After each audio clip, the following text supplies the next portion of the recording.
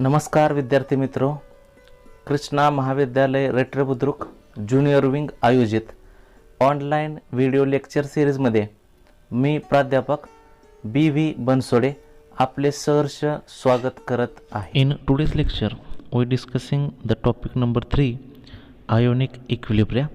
In that we see the last 2 points. First is the solubility equilibria and second is the relationship between solubility and solubility product. या लेक्चरमध्ये आज आपण 2 points बघायचे आहेत. पहिला point आहे सोल्युबिलिटी इक्विलिब्रिया आणि दुसरा आहे relationship between solubility and solubility product. Let's see one by one. First we see the solubility equilibria. Solubility equilibria जर आपल्याला बघायचं असेल तर first we have to consider the reaction. So first the solubility equilibrium is represented as, आपल्याला एक reaction घ्यावी लागते आणि ती रिॲक्शन आहे आपली AgCl. It gives Ag plus Cl minus. म्हणजे थोडक्यात आपल्याकडं जो कंपाऊंड आहे AgCl नावाचा, ह्याचं फक्त आपण काय केलेलं आहे, डिसोसिएशन केलेलं आहे त्याच्या आयन्समध्ये. म्हणजे समजा AgCl आहे, हा जर डिसोसिएट झाला तर तुम्हाला काय भेटणार आहे, एक भेटणार Ag प्लस आणि दुसरा भेटणार Cl मायनस. नेक्स्ट समजा आपल्याकडे रिॲक्शन आलेले आहे किंवा आपल्याला इक्वेशन असेल तर ह्याच्यावरून आपण इक्विलिब्रियम कॉन्स्टंट काढू शकतो. म्हणजे समजा आपल्याला जर इक्विलिब्रियम कॉन्स्टंट काढायचं असेल तर आपण इक्विलिब्रियम कॉन्स्टंट कसा काढू शकतो. पहिल्यांदा इट इज डिनोटेड बाय के. समजा तो जर केनं रिप्रेझेंट केलेला असेल इक्विलिब्रियम कॉन्स्टंट तर नेमका कसा असतो, तर it is the ratio of product and concentration of reactant. रिॲक्टंटला कोण कोण आहे बघायचं, प्रॉडक्टला कोण कोण आहे बघायचं आणि त्यांचा जर त्यांच्या कॉन्सन्ट्रेशनचा रेशो घेतला तर आपल्याला जे भेटेल त्याला म्हटलं जातं इक्विलिब्रियम कॉन्स्टंट. मग आपण ह्या रिॲक्शनचा इक्विलिब्रियम कॉन्स्टंट काढूया. मग इक्विलिब्रियम कॉन्स्टंट कसा होणार आहे बघा, तर के इज इक्वल टू, म्हणजे समजा आपल्याला के म्हणजे थोडक्यात कोण आहे, आपला इक्विलिब्रियम कॉन्स्टंट आहे. म्हणजे काय, तर कॉन्सन्ट्रेशन ऑफ प्रॉडक्ट. आता बघा प्रॉडक्टला Ag आहे आणि Cl आहे. मग या दोघांचं कॉन्सन्ट्रेशन घेतलं Ag प्लस आणि Cl मायनस. आणि त्यानंतर रिॲक्टंटचं कॉन्सन्ट्रेशन, रिॲक्टंटला कोण आहे बघा, तर AgCl. आणि जर ह्या दोघांचा रेशो घेतला तर आपल्याला काय भेटणार आहे, इक्विलिब्रियम कॉन्स्टंट भेटणार आहे. आता हा इक्विलिब्रियम कॉन्स्टंटमध्ये आपल्याला ज्या व्हॅल्यूज आहेत, मग प्रॉडक्टच्या असतील किंवा रिॲक्टंटच्या असतील, त्यापैकी एक व्हॅल्यू जी आहे ती एक व्हॅल्यू कशी आहे तुमची, तर अनडिझॉल्वड आहे किंवा अनडिसोसिएट आहे. म्हणजे समजा जर आपल्याला इथं रिॲक्टंट घेतला आणि हा प्रॉडक्ट घेतला तर ह्या साईडला जी व्हॅल्यू भेटलेली आहे ही कशी आहे तुमची, तर डिसोसिएटेड आहे किंवा आपण त्याला काय म्हणू शकतो, डिझॉल्वड सुद्धा म्हणू शकतो. आणि इकडची जी व्हॅल्यू आहे ही कशी आहे तुमची, अनडिझॉल्वड आहे किंवा थोडक्यात अनडिसोसिएटेड आहे. मग आपल्याला काय करायचं आहे, अनडिसोसिएटेड जी व्हॅल्यू आहे किंवा अनडिसोसिएटेड जो सॉलिड आहे त्याला काय करायचं आहे, कन्सिडर करायचं आहे. मग बघा द कॉन्सन्ट्रेशन ऑफ अनडिझॉल्वड सॉलिड, म्हणजे जे आपल्याकडं अनडिझॉल्वड सॉलिड होता आता कुठला असणार आहे तुमचा, तर हा Cl म्हणजे AgCl. हा तुमचा कसा झाला, अनडिझॉल्वड, आणि हा कसा झाला तुमचा डिझॉल्वड. मग हा जो काय अनडिझॉल्वड कंपाऊंड असतो हा कसा असतो तुमचा, रिमेन्स कॉन्स्टंट. आणि जर तसा झाला, हा जर कॉन्स्टंट असेल तर ह्याचा कॉन्स्टंट आपण कन्सिडर करतो आणि तो कुठला असतो तुमचा, K डॅश. म्हणजे पहिल्यांदा आपल्याला कन्सिडरेशन करायचं आहे की त्याच्यामध्ये अनडिझॉल्वड कंपाऊंड किती आहे, आणि हा अनडिझॉल्वड कंपाऊंड जो आहे हा जनरली किती असतो तुमचा, तर K डॅश म्हणून त्याला रिप्रेझेंट केलं जातं. मग आता समजा आपण AgClची व्हॅल्यू K डॅश घेतली तर आपण ती फक्त काय करायची, ह्या वरच्या इक्वेशनमध्ये हे जे इक्वेशन भेटले ह्या इक्वेशनमध्ये त्याला काय करायचं, सबस्टिट्यूट करायचं. मग आपण काय म्हणू शकतो बघा, substituting equation we can write. म्हणजे जर आपण K ची व्हॅल्यू त्या ठिकाणी जर सबस्टिट्यूट केली तर आपल्याला काय इक्वेशन भेटणार आहे बघा, तर इथं AgCl आहे, त्याच्याऐवजी फक्त काय टाकायचा, के डॅश. आता बघा हा के डॅश आहे ही तर डिवायडेड आहे, हा जर ह्या साईडला पाठवला दुसऱ्या साईडला तर तो काय होणार आहे मल्टिप्लाइड. म्हणजे काय भेटलं तुम्हाला K into K dash is equal to A G plus and C L minus concentration.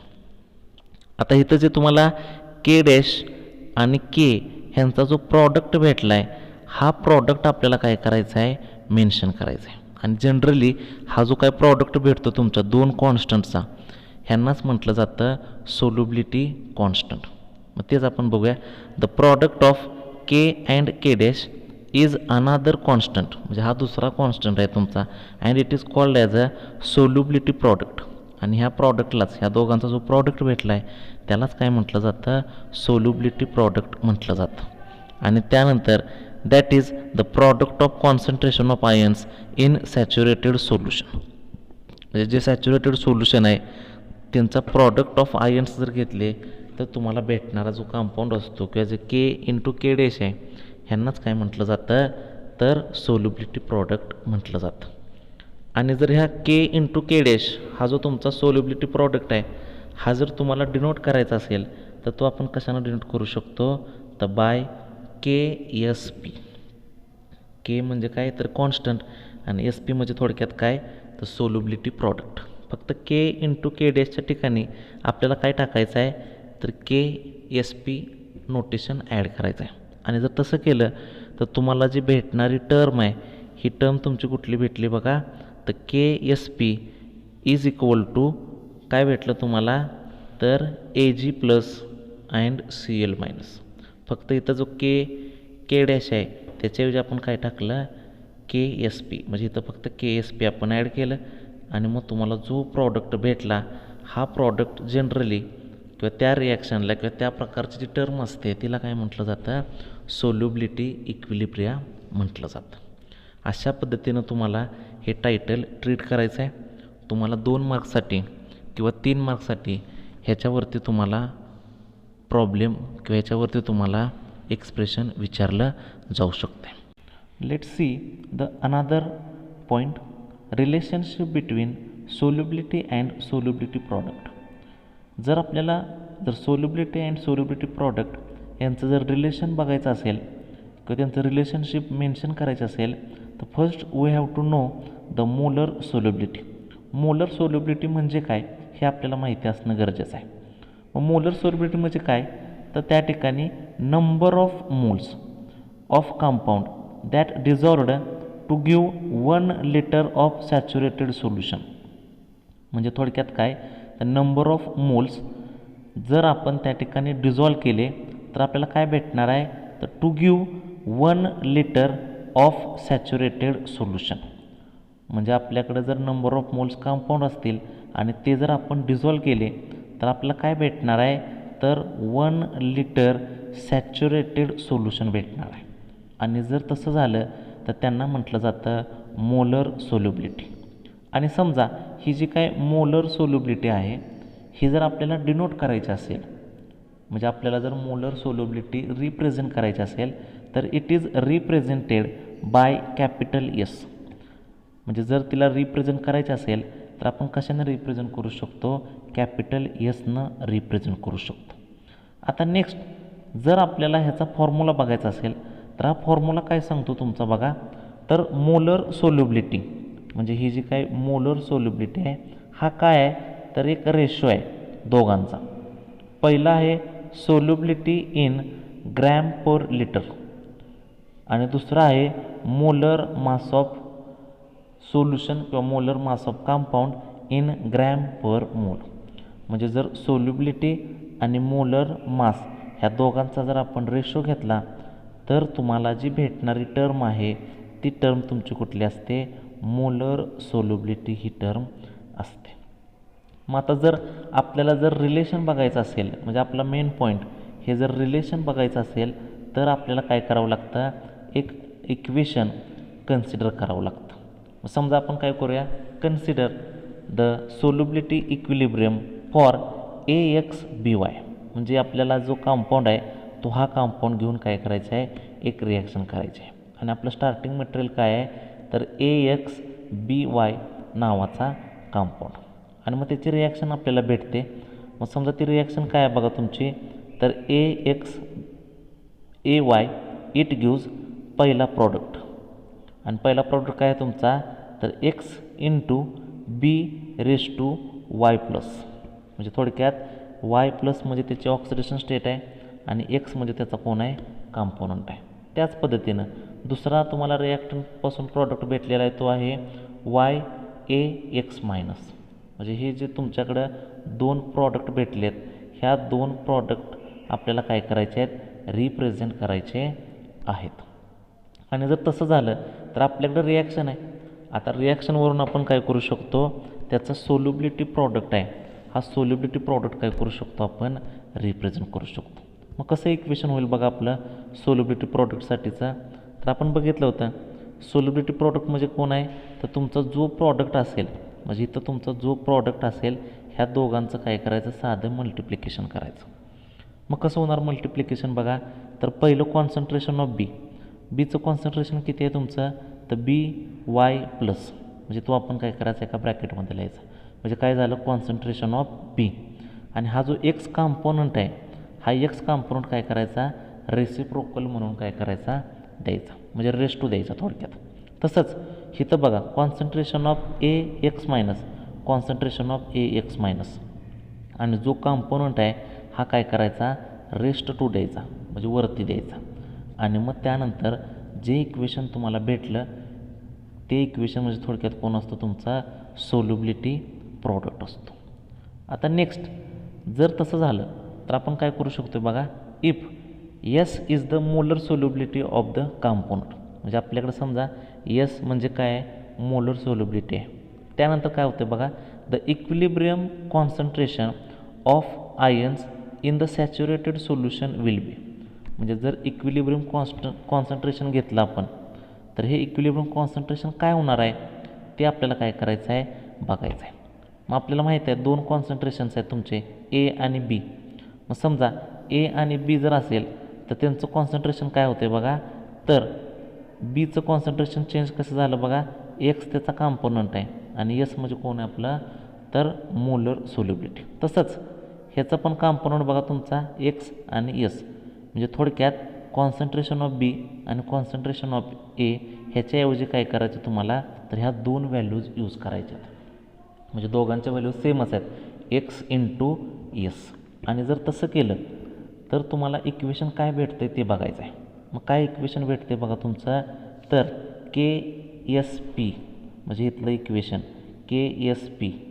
त्यानंतर तुम्हाला काय भेटलं बघा इथं, तर कॉन्सन्ट्रेशन ऑफ B आणि कॉन्सन्ट्रेशन ऑफ A इथं आपल्याला दिले दोघांचं कॉन्सन्ट्रेशन, ते फक्त काय करायचं, ॲड करायचं. मग काय होणार बघा तुमचं इथं कॉन्सन्ट्रेशन ऑफ Aच्या ठिकाणी XS आणि रेस टू X, तसंच YS रेस टू काय भेटला तुम्हाला, Y. आणि मग तुम्हाला जे इक्वेशन भेटलं हे इक्वेशनवरून आपण सोल्युबिलिटी आणि सोल्युबिलिटी प्रॉडक्ट ह्या दोघांच्या व्हॅल्यू काय करू शकतो, तयार करू शकतो. फक्त तिथं जे कॉन्सन्ट्रेशन ऑफ A आहे आणि कॉन्सन्ट्रेशन ऑफ B आहे ह्यांचं फक्त आपल्याला काय करायचं आहे, एक इक्वेशन लिहायचं आहे आणि ते इक्वेशन तुमचं अशा प्रकारे भेटणार आहे. अशा पद्धतीनं हे जे काही 2 पॉईंट्स होते हे 2 पॉईंट्स तुम्हाला बघायचे होते. पहिला होता सोल्युबिलिटी इक्विलिब्रिया आणि दुसरा होता relationship between solubility and solubility product. आता ह्याच रिलेशन्सवरून आपल्याला काय करायचं आहे, एक टर्म रिप्रेझेंट करायची आहे आणि ती टर्म आहे कंडिशन ऑफ प्रेसिपिटेशन. म्हणजे कधी प्रेसिपिटेशन होऊ शकतं अशा 3 कंडिशन्स आहेत. म्हणजे इक्वल टू असेल, ग्रेटर असेल किंवा लोअर असेल. मग 3 कंडिशन्स आहेत.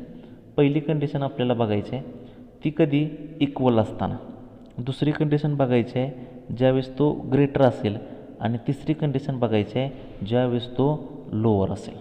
मग कन्सिडर करूया आपण पहिली कंडिशन. समजा पहिली कंडिशन आहे आपली IP is equal to KSP.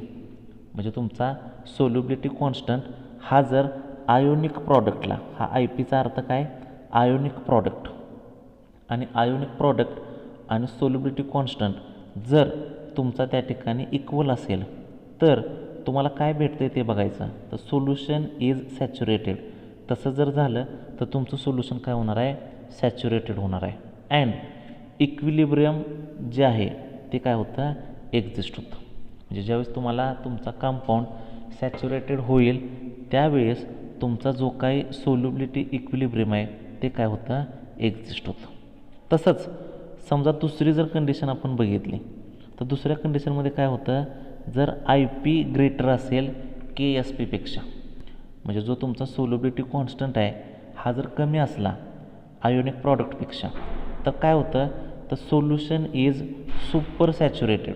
पहिलं फक्त सॅच्युरेटेड होतं, आता काय झालं, सुपर सॅच्युरेटेड झालं. And hence the precipitation of compound will occur. आणि जर तसं झालं तर तुम्हाला काय भेटणार आहे, प्रेसिपिटेशन ऑकर होणार आहे. म्हणजे जर IP ग्रेटर असेल KSP सारखा तर तुम्हाला त्या ठिकाणी प्रेसिपिटेशन होणार आहे आणि तुमचं सोल्युशन काय होणार आहे, तर सॅच्युरेटेडच्या ऐवजी सुपर सॅच्युरेटेड होणार आहे. आता त्याच पद्धतीनं समजा तिसरी कंडिशन जर आपण बघितली तर तिसरी कंडिशन तुमची काय आहे, तर ionic product is lower than KSP. म्हणजे जर तुमचा KSP सोल्युबिलिटी प्रॉडक्टपेक्षा जर IP कमी असेल तर तुमचं सोल्युशन डायरेक्ट काय होतं, अनसॅच्युरेटेड होतं. आणि जर ते अनसॅच्युरेटेड झालं तर काय होतं, प्रेसिपिटेशन विल नॉट ऑकर. म्हणजे तिथं कुठल्याही प्रकारचं प्रेसिपिटेशन तुम्हाला भेटत नाही. आणि म्हणून त्या टायटलला म्हटलं जातं कंडिशन फॉर प्रेसिपिटेशन. आणि जर कंडिशन ऑफ प्रेसिपिटेशन बघायचं असेल तर तुम्हाला ह्या 3 कंडिशन काय करायच्या आहेत, ॲप्लाय करायच्या आहेत.